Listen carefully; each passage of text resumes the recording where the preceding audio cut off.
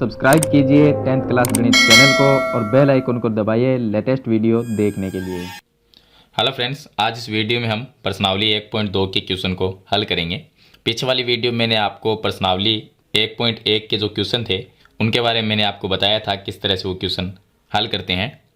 तो आज हम 1.2 प्रश्नावली के जो हमें क्वेश्चन दिए गए, टोटल इसमें 3 क्वेश्चन है और इसके जो क्वेश्चन है उनमें लिखा है कि सिद्ध करना है कि जो भी संख्या होगी √5, √2 इस तरह की संख्याएं दी गई है और सिद्ध करना है कि वो एक अपरिमेय संख्या है। तो इस प्रश्नावली के अंदर जो क्वेश्चन है वो कौन से टाइप के हैं और उनको सिद्ध किस तरह से करना है तो वो मैं आपको बता देता हूँ। देखिए, इस प्रश्नावली में टोटल जो क्वेश्चन है वो इस टाइप के मिलेंगे आपको। हो सकता है कि √2, √3, √5 जो मैंने क्वेश्चन लिख रखा है, सिद्ध कीजिए कि √5 एक अपरिमेय संख्या है। यहाँ पर √3, √2 भी हो सकता है। तो इनका जो हल करने का वो तरीका है वो सभी का एक जैसा है। √2, √3 और √5 इन तीनों का एक जैसा तरीका है। बाकी अगर इसके अलावा 3 + 2 √5 आए, मतलब कि प्लस और माइनस में आए या बट्टे में कोई संख्या है, तो इनका जो तरीका है वो एक जैसा है। तो आपको दो ही तरीके याद रखने हैं और दोनों तरीके से आप इस तरह की जो संख्या है उनको सिद्ध करना है कि अपरिमेय, उनको आप हल कर सकते हैं। तो इनके दो तरीके वो आपको याद रखने हैं और दोनों तरीके थोड़े थोड़े अलग है, दोनों में थोड़ा सा डिफरेंस है इन तरीकों में। तो चलिए हम क्वेश्चन नंबर जो 1 है उसको हल करते हैं। तो देखिए, जो प्रश्न नंबर 1 है इसमें दिया है कि सिद्ध कीजिए कि √5 एक अपरिमेय संख्या है। तो इसको सिद्ध करने के लिए सबसे पहले देखिए, अपरिमेय सिद्ध करना है तो हमें ये मानना है कि √5 एक परिमेय संख्या है। तो यहाँ पर हम लिख देंगे कि मानना √5 एक परिमेय संख्या है, परिमेय संख्या है। तो इस तरह से आपको मान लेना है कि माना √5 एक परिमेय संख्या है, यहाँ पर √2 हो या √3 हो। अब देखिए, जो संख्याएं परिमेय होती है उनको हम P/Q के रूप में लिख सकते हैं। तो यानी कि हम √5 को भी P/Q के रूप में लिख सकते हैं। तो हम इसको लिख सकते हैं कि √5 = P/Q। अब यहाँ पर ब्रैकेट में आपको ये लिखना है कि P और Q सहभाज्य संख्या है और Q का मान 0 नहीं होना चाहिए, ये आपको ब्रैकेट में लिखना है। तो देखिए, आपको ब्रैकेट में लिखना है कि P और Q सहभाज्य है और Q का मान 0 नहीं होना चाहिए, ये आपको ब्रैकेट में लिख देना है। अब देखिए, सहभाज्य क्या होती है इसके बारे में जान लेते हैं। सहभाज्य वो संख्या होती है जिसमें उभयनिष्ठ गुणनखंड 1 हो और 1 के अलावा कोई भी उभयनिष्ठ गुणनखंड नहीं होता। मतलब जैसे यहाँ पर P/Q है तो P और Q 1 से कटे, 1 के अलावा किसी भी संख्या से ना कटे, मतलब कि 1 के अलावा किसी भी संख्या का इनमें भाग ना जाए। तो इनका उभयनिष्ठ गुणनखंड क्या हुआ? 1 हुआ। अगर 1 के अलावा किसी का भाग जाएगा तो वो उभयनिष्ठ गुणनखंड हो सकता है। अगर 3 का जाएगा तो 3 एक उभयनिष्ठ गुणनखंड होगा। लेकिन सहभाज्य संख्या उसे कहेंगे जिसमें 1 के अलावा, 1 के अतिरिक्त कोई भी उभयनिष्ठ गुणनखंड ना हो। तो हमने लिखा कि P और Q क्या है? सहभाज्य, मतलब 1 के अलावा इनका कोई भी गुणनखंड नहीं हो सकता, उभयनिष्ठ गुणनखंड कोई भी नहीं हो सकता। चलिए, उसके बाद में हमें करना है वज्र गुणा। तो इन दोनों को हम वज्र गुणा करेंगे। तो देखिए, √5 को Q से गुणा करेंगे तो ये आ जाएगा √5 Q = P, ये आ जाएगा। अब दोनों तरफ हम क्या करेंगे? वर्ग कर देंगे। तो यहां पर लिखेंगे दोनों तरफ वर्ग करने पर, वर्ग करने पर, दोनों तरफ वर्ग कर देंगे। इसका भी वर्ग करेंगे और इसका भी वर्ग करेंगे तो ये आ जाएगा √5Q इसका स्क्वायर और बराबर में आ जाएगा P²। इसको हल करेंगे तो √5 का स्क्वायर 5 होता है, Q का स्क्वायर Q² हो जाएगा और बराबर में आ जाएगा P²। अब आगे हल करेंगे तो ये आ जाएगा Q² और बराबर में ये 5 है वो इसके भाग में चला जाना चाहिए, तो P²/5। इसको हम नाम देंगे समीकरण नंबर 1। यहां पर देखा जाए तो P² है, इसमें 5 का भाग जाता है। तो P² में क्या हो रहा है? 5 का भाग जा रहा है, तो उत्तर आ रहा है Q²। अब यहां पर देखा जाए कि P² 5 से विभाजित है, मतलब कि P² में 5 का भाग जाता है। तो स्क्वायर अगर हम हटा देंगे तो भी P के अंदर 5 का भाग जाएगा, क्योंकि इसका कारण यह है कि कोई भी हमारे पास में अगर संख्या है, अगर उसके स्क्वायर में अगर 5 का भाग जाता है तो उसका स्क्वायर हटा देंगे तो भी 5 का भाग जरूर जाएगा। तो यहां पर हमें एक बात लिखनी है कि p स्क्वायर 5 से विभाजित है, यहां पे लिखना है p स्क्वायर 5 से विभाजित है। इसका मतलब ये हुआ कि p स्क्वायर में 5 का भाग जाता है, यानी कि p स्क्वायर 5 से विभाजित है। तो अगर स्क्वायर हटाएंगे तो p रहेगा, तो p में भी 5 का भाग जाएगा। तो हम लिखेंगे तो p भी 5 से विभाजित होगा, ये हमें लिख देना है। तो ये बात हम प्रमेय 1.3 के अनुसार लिख सकते हैं कि किसी संख्या के स्क्वायर में अगर 5 का भाग जाता है तो स्क्वायर हटाने के बाद में भी 5 का भाग जाएगा। ये प्रमेय 1.3 से हम लिख सकते हैं। चलिए अब हम मानेंगे कि माना p बराबर 5c मान लेते हैं। अब ये जो p का मान है 5c, क्योंकि p स्क्वायर में देखिए p में कब भाग जाएगा 5 का, जब p के अंदर 5 एक उभयनिष्ठ गुणनखंड होगा, मतलब कि इसके अंदर 5 है तो ही 5 का भाग जाएगा, वरना नहीं जाएगा। तो हम ये मानेंगे p बराबर हम 5c, यहाँ पर c मान लेते हैं, c कोई पूर्णांक है, तो 5 तो हमें मानना ही पड़ेगा, क्योंकि नीचे 5 है तो ऊपर भी 5 होगा, इसलिए तभी तो भाग जा सकता है, 1 तो भाग जाएगा नहीं किसी संख्या में। तो हम मानेंगे p बराबर 5c। अब ये p का जो मान है वो हम समीकरण नंबर 1 में रख देंगे। तो यहाँ पर लिखेंगे कि p का मान समीकरण 1 में रखने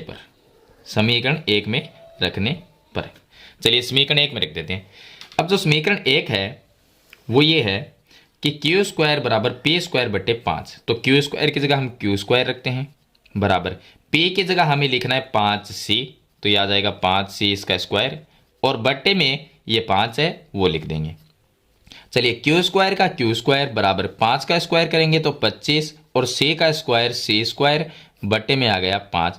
5 का भाग 25 में जाएगा 5 बार, तो यह आ जाएगा क्यू स्क्वायर बराबर 5c स्क्वायर, ये आ जाएगा। अब देखिए ये 5 गुणा में भाग में आ जाएगा, तो क्यू स्क्वायर बटे 5 बराबर में आ जाएगा c स्क्वायर। अब इसको हम नाम देंगे समीकरण नंबर 2।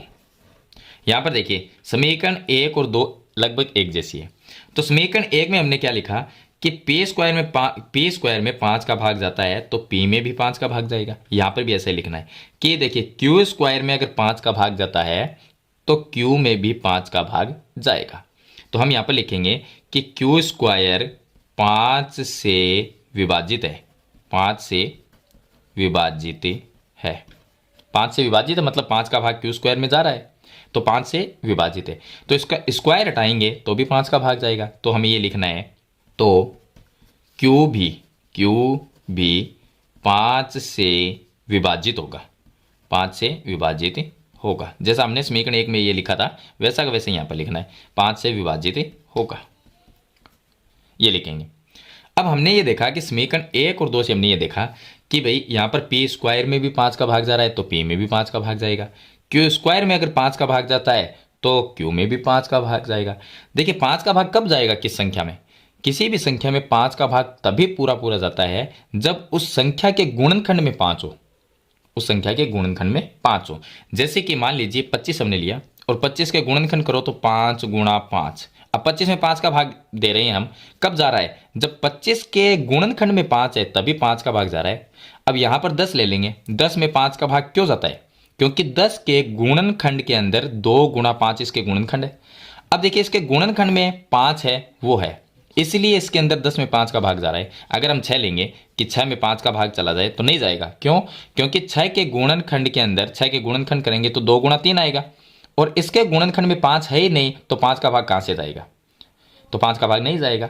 इसलिए मैं यहां पर देखिए कि p स्क्वायर में अगर 5 का भाग जा रहा है, q स्क्वायर में भी 5 का भाग जा रहा है, तो p में भी 5 का भाग जाएगा और q में भी 5 का भाग जाएगा। क्यों जाएगा, क्योंकि p और q के गुणनखंड हम करते हैं तो उसके अंदर इन दोनों का एक उभयनिष्ठ गुणनखंड 5 है, मतलब इनके गुणनखंड में 5 है, इनके गुणनखंड में 5 है, इसलिए 5 का भाग जा रहा है इसके अंदर। लेकिन हमने यहाँ पर लिखा है कि p और q सहभाज्य संख्या है, इसका मतलब ये होगा कि p और q के अंदर एक के अलावा कोई भी उभयनिष्ठ गुणनखंड नहीं है। और समीकरण 1 और 2 में हमने ये देखा कि p और q के अंदर 5 एक उभयनिष्ठ गुणनखंड है, क्योंकि 5 का भाग जा रहा है तो उभयनिष्ठ गुणनखंड इसका क्या हुआ, 5 हुआ। तो ये बात हमें आगे लिखनी है इसमें, और बस यहीं पर ये प्रश्न है वो सिद्ध हो जाएगा। तो चलिए लास्ट जो यहाँ पर हमें लिखना है वो हमें ये लिखना है कि समीकरण 1 और 2 से P और Q का कम से कम एक उभयनिष्ठ गुणनखंड 5 है। क्योंकि दोनों में 5 का भाग जा रहा है तो उभयनिष्ठ गुणनखंड क्या है? 5 है। परंतु यह इस तथ्य का विरोधाभासी है कि P और Q सहभाज्य संख्या है। तो यहां पर विरोध तो हुआ ही है, क्योंकि हमने माना है कि P और Q क्या है? सहभाज्य संख्या है, और यहां पर इसका एक उभयनिष्ठ गुणनखंड 5 आ रहा है, तो ये विरोधाभासी हो गया। तो हम लिखेंगे कि ये विरोधाभासी है कि A और B सहभाज्य है। और आगे लिखना है, अतः हमारी कल्पना गलत है कि √5 एक परिमेय संख्या है। क्योंकि हमारी ये कल्पना ही गलत है। ये क्यों आया? P स्क्वायर में 5 का भाग जा रहा है, Q स्क्वायर में 5 का भाग जा रहा है, और 5 उभयनिष्ठ गुणनखंड क्यों आ रहा है? क्योंकि यहां पर हमने ये कल्पना ही गलत मान ली कि √5 एक परिमेय संख्या है। ये कल्पना गलत है, इसलिए हमारा ये उत्तर आया। तो हम लिखेंगे, अतः हमारी कल्पना गलत है कि √5 एक परिमेय संख्या है, अर्थात √5 क्या होगी? एक अपरिमेय संख्या होगी। तो ये लास्ट की जो 2-4 लाइनें हैं वो आपको लिख देनी है। तो लास्ट में आपको ये 4 लाइनें लिखनी है कि समीकरण 1 व 2 से, ये देखिए समीकरण 1 और समीकरण 2 से P और Q का कम से कम एक उभयनिष्ठ गुणनखंड 5 है। क्योंकि P और Q में अगर 5 का भाग जाता है तो उनका एक उभयनिष्ठ गुणनखंड क्या हुआ? 5 हुआ। तो हमने ये बात यहाँ पर लिखी, उभयनिष्ठ गुणनखंड 5 है। परंतु यह इस तथ्य का विरोधाभासी है। कौन से का? कि P और Q सहभाज्य है। तो विरोधाभासी हुआ क्योंकि हमने P और Q को क्या माना है? सहभाज्य। और सहभाज्य संख्या वो होती है जिनका उभयनिष्ठ गुणनखंड 1 होता है, 1 के अलावा कोई ना हो। और यहां पर उभयनिष्ठ गुणनखंड इसका 5 आ रहा है, तो ये क्या हुआ? विरोधाभासी हुआ। अतः हमारी कल्पना गलत है। कौन सी कल्पना? जो हमने शुरू में की थी कि माना √5 एक परिमेय संख्या। ये जो कल्पना हमने की है, ये कल्पना क्या है? गलत है। इसे गलत मानने की वजह से हमारा ये √5 एक उभयनिष्ठ 5 है एक उभयनिष्ठ गुणनखंड आया है। तो हम लिखेंगे हमारी कल्पना गलत है कि √5 एक परिमेय संख्या है। तो ये हमने गलत मान लिया, अर्थात √5 क्या होगी? एक अपरिमेय संख्या होगी। तो इस तरह से ये सिद्ध करने वाला जो क्वेश्चन है, √5 हो या √2 हो या √3 हो, तो इस तरह का जो भी क्वेश्चन आए, √2, √3 और √5, तीनों क्वेश्चन इसी तरीके से सिद्ध आपको करने हैं। तीनों का तरीका एक ही है। चलिए इसके बाद में हम क्वेश्चन नंबर 2 को हल करते हैं। अब देखिए इसका प्रश्न नंबर 2 है, जिसमें दिया गया है कि सिद्ध करना है 3 + 2 √5 एक अपरिमेय संख्या है। क्वेश्चन तो वैसा ही है, लेकिन यहाँ पर क्या थोड़ा सा प्लस माइनस में क्वेश्चन जो आते हैं उनका थोड़ा सा तरीका अलग और छोटा है उससे, क्योंकि √2, √3 और √5 उससे छोटा तरीका है ये। तो इसमें भी देखिए सबसे पहले हमें वही मानना है जो पिछले क्वेश्चन में हमने माना था कि माना 3 + 2 √5 एक परिमेय संख्या है। तो सबसे पहले हमें परिमेय संख्या मानना है, और जो संख्या परिमेय होती है उसको हम P/Q के रूप में लिख सकते हैं। तो 3 + 2 √5 इस संख्या को हमने बराबर लिख दिया P/Q। और P और Q को हम मानते हैं सहभाज्य संख्या है कि इनमें एक के अलावा कोई उभयनिष्ठ गुणनखंड ना हो, और Q का मान 0 नहीं होना चाहिए। ये हम सभी में लिखते हैं। चलिए P और Q ये दोनों क्या होते हैं? पूर्णांक होते हैं, ये आपको ध्यान रखना है। और एक चीज और ध्यान रखनी है कि P और Q ये जो पूर्णांक है, तो पूर्णांकों की जो बाकी होती है उसका उत्तर भी एक पूर्णांक होता है, और पूर्णांकों का जो भागफल होता है वो एक परिमेय संख्या होती है। तो चलिए अब इसको हल कर लेते हैं। तो यहां पर हम क्या करेंगे, ये जो 3 प्लस में है, ये 3 इधर आ जाएगा तो माइनस में आ जाएगा, और ये 2 गुणा में है तो ये 2 क्या हो जाएगा? भाग में आ जाएगा। मतलब इस साइड में आपको सिर्फ √5 को रखना है, बाकी किसी जो संख्याएं हैं उनको दूसरी साइड में लेके आ जाना है, पक्षांतरण कर देंगे। तो 3 इधर आएगा तो यहां पर रह जाएगा 2√5, बराबर में हम लिख देंगे P/Q - 3, और इसके बट्टे में 1 लिख के एलसीएम लेंगे तो ये आ जाएगा 2√5 बराबर, एलसीएम लेंगे तो एलसीएम आएगा इसका Q, और यहां पर आ जाएगा P - 3Q, ये आ जाएगा। चलिए 2 है वो इसके गुणा में है तो भाग में आ जाएगा, तो यहां पर आ जाएगा √5 बराबर P - 3Q बटा ये जो 2 है वो Q के साथ में गुणा होगा तो 2Q आ जाएगा। अब देखिए P और Q क्या है? पूर्णांक। हम यहाँ पर लिख देंगे P और Q पूर्णांक है। अब मैंने आपको बताया कि पूर्णांक की जो बाकी होती है वो एक पूर्णांक होती है, और पूर्णांकों का जो भागफल होता है वो एक परिमेय संख्या होता है। तो यहाँ पर देखिए पूर्णांकों की बाकी एक पूर्णांक है, और ये भागफल जो है इनका P - 3Q बटा Q। तो ये P और Q ये क्या है? पूर्णांक है। इनका जो भागफल होगा वो क्या होगा? एक परिमेय संख्या। तो हम P - 3Q बट्टे दो क्यू को एक परिमेय संख्या कहेंगे। तो ये हो गया कि चूंकि p और q पूर्णांक है, इसलिए p माइनस 3q बटा 2q एक परिमेय संख्या है, परिमेय संख्या है। जब ये परिमेय संख्या है तो इसके बराबर में जो संख्या लिखी है वो भी एक परिमेय, क्योंकि संख्या तो दोनों बराबर थे, बीच में बराबर का चिन्ह, इसका मतलब दोनों बराबर है। तो ये परिमेय संख्या है, तो √5 भी एक परिमेय संख्या होगी। क्यों होगी? क्योंकि इस साइड वाली ये परिमेय संख्या है और इसके बराबर में ये लिखी हुई है। तो हमने ये लिखा p माइनस 3q बटे 2q एक परिमेय संख्या है, इसलिए यहां पर लिखेंगे, इसलिए √5 एक परिमेय संख्या होगी। √5 भी क्या होगी? परिमेय संख्या है। √5 भी एक परिमेय संख्या है। आगे लिखेंगे जो कि विरोधाभासी है, विरोधाभासी कथन है, विरोधाभासी कथन है। अब ये विरोधाभासी कथन क्यों हुआ? क्योंकि हमारी जो कल्पना है वो ही गलत है, मतलब असत्य है। तो हम लिखेंगे हमारी कल्पना असत्य है, असत्य है। अतः आगे लिखेंगे, अतः दी गई संख्या क्या होगी? एक अपरिमेय संख्या होगी। क्योंकि ये जो संख्या परिमेय संख्या है तो ये भी परिमेय संख्या होगी, लेकिन ये क्या है? विरोधाभासी कथन है। और क्यों है? क्योंकि हमारी जो कल्पना थी वही असत्य, मतलब कि गलत थी। हमने गलत ही माना था कि ये परिमेय है, हमने गलत माना था, इसलिए जो यहाँ पर जो उत्तर आया वो भी गलत आया। तो जो कल्पना है वो एक गलत है हमारी, मतलब असत्य है। और हमारी कल्पना असत्य है, इसका मतलब क्या हुआ कि 3 + 2√5 क्या हुआ? एक अपरिमेय संख्या हुई। तो हम लास्ट में ही लिख देंगे, अतः दी गई संख्या मतलब कि 3 + 2√5 एक अपरिमेय संख्या होगी। तो इस तरह से आपको प्रश्न नंबर जो 2 है उसको हल कर देना है। लास्ट में जो 3, 4 हम ये जो लाइनें लिखते हैं उनको थोड़ा सा याद रखना है। चलिए इसके बाद में हम क्वेश्चन नंबर 3 हल करते हैं। अब देखिए क्वेश्चन नंबर इसका 3 है, जिसमें 3 क्वेश्चन दिए गए हैं, 3 संख्याएं हैं जिनको हमें सिद्ध करना है कि वो अपरिमेय है। तो तीनों का आंसर मैंने लिख रखा है। तो यहाँ पर देखिए क्वेश्चन नंबर जो 1 है उसमें दिया गया 1/√2। तो हम मान लेंगे, देखिए सभी संख्या को हमें क्या मानना है? सबसे पहले परिमेय मानना है। तो इस संख्या को भी हम परिमेय मान लेंगे। पीछे वाले 2 क्वेश्चन में मैंने आपको यही बताया है कि माना 1/√2 एक परिमेय संख्या है, और जो संख्या परिमेय होती है उसको हम p/q के रूप में लिखते हैं, मतलब कि बराबर लिख लेते हैं। लेकिन यहाँ पर एक चीज़ का आपको ध्यान रखना है, जिस संख्या के बट्टे में रूट वाली संख्या हो तो रूट वाली नीचे नहीं रहनी चाहिए। इसलिए हम क्या करेंगे? 1/√2 का परिमेयकरण कर देंगे। परिमेयकरण करेंगे तो यहाँ पर हम क्या करेंगे? परिमेयकरण करेंगे। तो 1/√2 है, इसका परिमेयकरण कैसे करना है? नीचे जो √2 है इसको ऊपर नीचे गुणा कर देना है। गुणा में लिखना है √2/√2।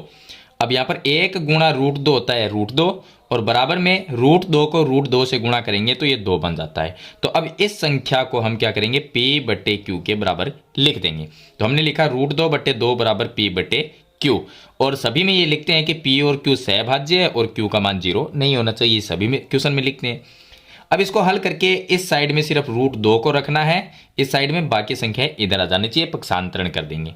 तो देखिए q को इसके साथ में गुणा करेंगे तो √2q बराबर 2 को p से गुणा करेंगे तो 2p हो जाएगा। उसके बाद में यहाँ पर जो q गुणा में है वो q बट्टे में आ जाएगा, तो इधर रह जाएगा √2। अब देखिए p/q, ये p और q क्या है? पूर्णांक है, और पूर्णांकों का जो भागफल होता है यानी कि भाग होता है वो क्या होती है? एक परिमेय संख्या होती है। इसका मतलब ये जो पूरी संख्या है वो एक परिमेय संख्या है। तो हम लिखेंगे चूंकि 2p/q एक परिमेय संख्या है और इस साइड वाली है वो भी इसके बराबर में लिखी हुई है, तो ये भी क्या हुई? √2 बराबर एक परिमेय संख्या हुई, तो ये भी क्या हुई? एक परिमेय संख्या हुई। तो हम लिखेंगे इसलिए √2 एक परिमेय संख्या है। अब आप आगे आपको ये लिखना है कि ये क्या है? एक विरोधाभासी कथन है। ये जो कथन है ये क्या है? विरोधाभासी है कि √2 एक परिमेय संख्या है। और ये विरोधाभासी क्यों हुआ? क्योंकि हमारी कल्पना असत्य है, इसलिए दी गई संख्या क्या है? एक अपरिमेय संख्या है। 2 लाइनें आपको आगे और लिखनी है।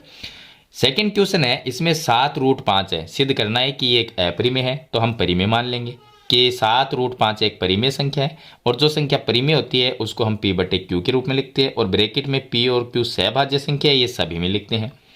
चलिए यहाँ पर रूट 5 रहना चाहिए, तो ये 7 गुणा में है वो 7 क्या आ जाएगा, भाग में आ जाएगा। अब P और Q पूर्णांक है, तो पूर्णांकों का जो भाग होता है वो क्या होती है, एक परिमेय संख्या। इसका मतलब ये पूरी संख्या एक परिमेय संख्या है।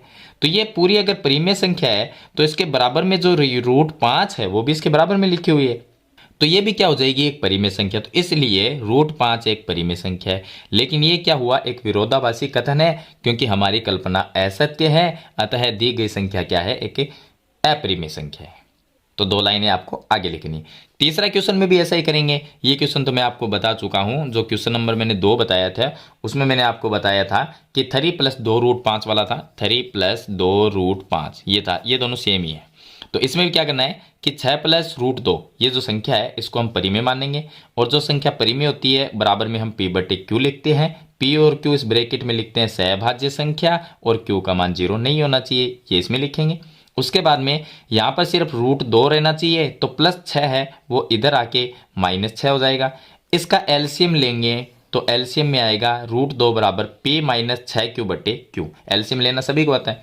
चलिए अब ये जो संख्या है ये क्या है, P और Q पूर्णांक है, और पूर्णांक की जो बाकी होती है वो भी एक पूर्णांक होती है, और पूर्णांक का भागफल क्या होता है, एक परिमेय संख्या होता है। तो ये एक संख्या क्या हुई, एक परिमेय संख्या, और ये परिमेय है तो इसके बराबर में लिखी संख्या ये भी क्या है, एक परिमेय संख्या। लेकिन ये कथन क्या है, एक विरोधाभासी कथन होगा, और विरोधाभासी जो कि एक विरोधाभासी कथन है, क्योंकि हमारी जो कल्पना है ये कल्पना ये क्या है, असत्य है। अतः दी गई संख्या 6 + रूट 2 क्या होगी, एक अपरिमेय संख्या होगी। तो इस तरह से आपको ये सभी क्वेश्चन हल करने हैं। तो प्रश्नावली 1.2 के जितने भी क्वेश्चन थे, क्वेश्चन नंबर 1, 2, 3 जिनमें सिद्ध करना है कि ये संख्या अपरिमेय है, उनके मैंने सभी क्वेश्चन आपको बता दिए हैं। अलग अलग टाइप के 2 ही तरीके हैं क्वेश्चन को हल करने के लिए, कि रूट 2, रूट 3 और रूट 5 इन तीनों का एक तरीका है, और बाकी जो संख्याएं रह गई है उनका एक तरीका है। तो 2 ही तरीके से आपको ये संख्याएं हल करनी है। तो मेरे ख्याल से आपको ये क्वेश्चन के जो हल है वो अच्छी तरह से समझ आए होंगे। फिर भी इनके बारे में कोई सवाल या सुझाव है तो मुझे कमेंट बॉक्स में जरूर लिखना। वीडियो पसंद आए तो लाइक और शेयर जरूर कर देना। इस चैनल पर नए हैं तो सब्सक्राइब करना। हम मिलते हैं नेक्स्ट वीडियो में, तब तक के लिए थैंक यू।